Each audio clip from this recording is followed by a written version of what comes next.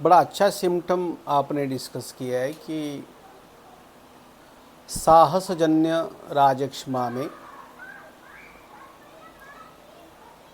जब दोष संधिगत होते हैं तब जृंभा उत्पन्न होती है। यहाँ पे हमें यक्ष्मा को पहले समझना पड़ेगा। तो राजक्षमा चंद्र का क्षय है, यानी द्रवगुण का क्षय है।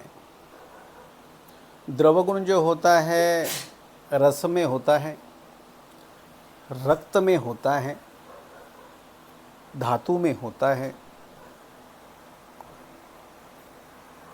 और मज्जा में भी होता है, लेकिन स्निग्ध गुण ज़्यादा होता है। दूसरी बात, इन सब का क्षय एक्चुअली यक्ष्मा कहा गया है। अब संधि जो होते हैं उनकी अगर समझो हम बात कहें तो वहाँ पे अकुंचन प्रसरण या उनकी जो भी कार्मुकता है वो व्यान वायु की वजह से है। जब दोष संधिगत होते हैं तो संधियों में का द्रवगुण कम होने के बाद वात का प्रकोप होता है, और संधिगत जो भी वात होता है वो एक्चुअल हृदय से संबंधित है, माने व्यान से संबंधित है। अब जृंभा ये जो लक्षण है ये वातज्वर का है और वात प्रकोप का है। इन शॉर्ट, जृंभा जब आती है तो वात प्रकोप हुए वाला रहता है। हार्ट जो है जहाँ पे व्यान है, व्यान और हृदय स्थिता, उसका भी प्रकोप हुए वाला रहता है। इसलिए सिम्टम जो है जृंभा स्वरूप दिखता है।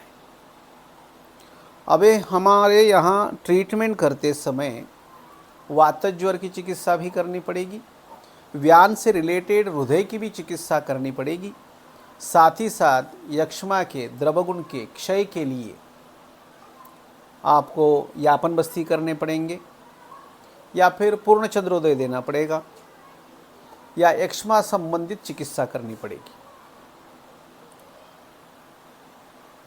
ये बड़ा टिपिकल लक्षण है, या ऐसे कई सारे टिपिकल लक्षण दिए हुए हैं जिनके बारे में आपको पता होना ज़रूरी होता है, क्योंकि रुग्ण जब सामने आता है तो इस तरीके के डायग्नोसिस शॉर्ट टर्म ट्रीटमेंट में तब्दील होते हैं, या फिर मिनिमम ड्यूरेशन में एक्चुअल ट्रीटमेंट ऐसे डिसीजेस की होती है।